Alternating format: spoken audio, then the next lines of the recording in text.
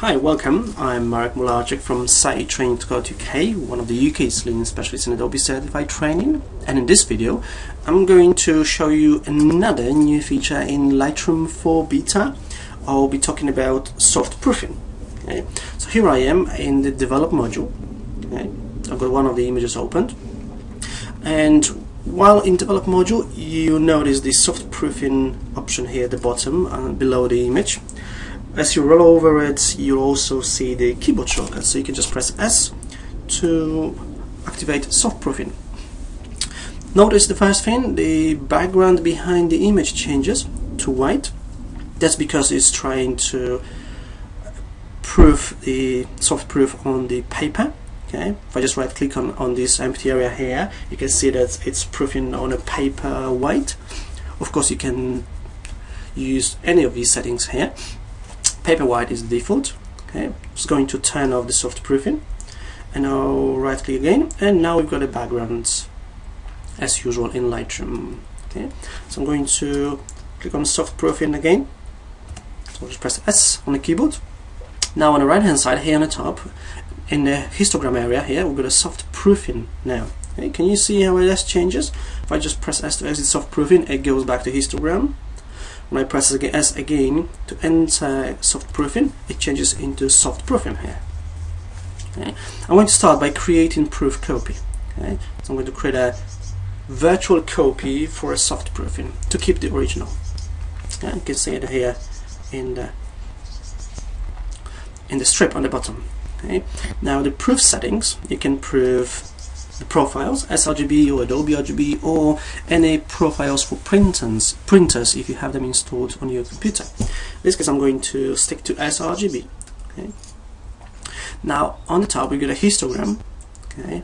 But notice something interesting. As I move the cursor over the image, the RGB values below the histogram in the soft proofing area, so in this top right corner of my screen, displays values for RGB, for red, green and blue, in numbers, not in percentage value.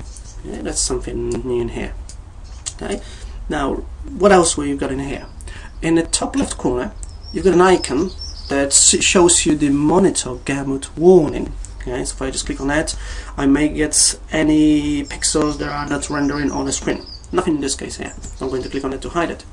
However, in the top right corner we've got a Gamut Warning for destination, so in this case for print, in this case for sRGB. So if I click on it, I'm getting a couple of warnings here. There's a few here, okay, and here and here. There's a couple of them, right? So now I can deal with that, because these are the pixels, or these are the areas within the image that won't print. They are outside the gamut for print. So I'm going to scroll down here. I'll go into the basic tab. Okay. Let me just minimize the film strip at the bottom. Okay. And now in here, I'm going to scroll here. Now notice some changes here: highlights, shadows, whites, and blacks. Let me just undo that. So I'm going to here. So I'm going to take the highlight slider. Okay. And as I increase that or decrease that,